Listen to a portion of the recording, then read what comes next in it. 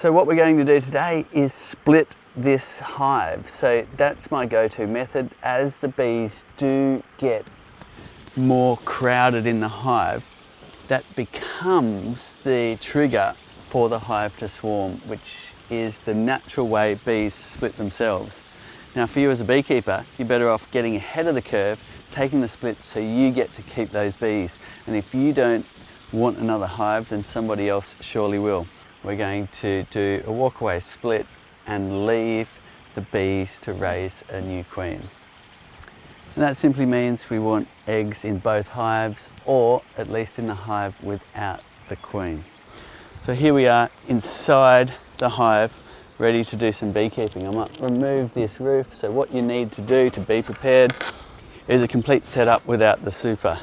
So you've got your brood box complete with frames, you've got your inner cover, you've got your stand, and you've got your roof. So we're just switching some fresh frames for some ones that have bee eggs on it.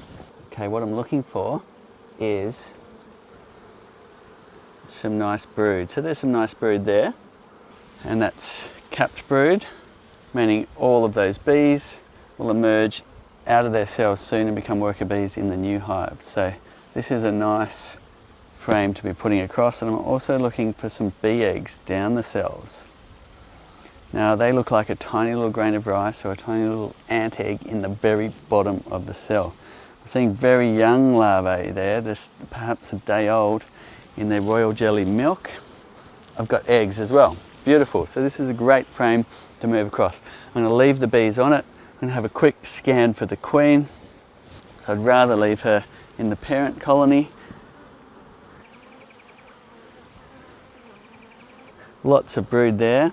So that's going to really help this split boom. So there we go. Another good frame there. Wow, look at that, that's another great frame. A lot of brood on there. So we'll pop that one in too. We've got 1, 2, 3. We could take one more, or we could leave it at that. Those have a lot of bees on them. So there she is. Her shiny thorax is one way to spot her, and also her movement is quite different to the other bees. She's got bigger legs and bigger strides. So that's great news. The queen's in the right box. I want to leave her with the parent colony. So this is called checkerboarding, where you're deciding to put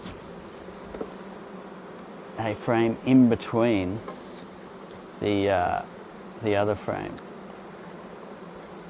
Good thing to do to really open up the brood nest in the springtime. However, if you're taking a split and the hive's weak, the new split, you want to put the cluster together, and that'll just help them keep warm and so on.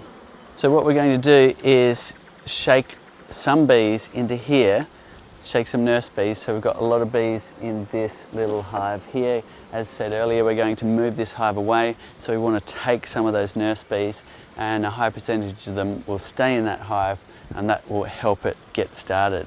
It's a good one there. Lots of nurse bees. Beautiful brood pattern on there to leave behind in the parent colony. Here we go, diagonally across. Shake some bees in, shake into the new colony.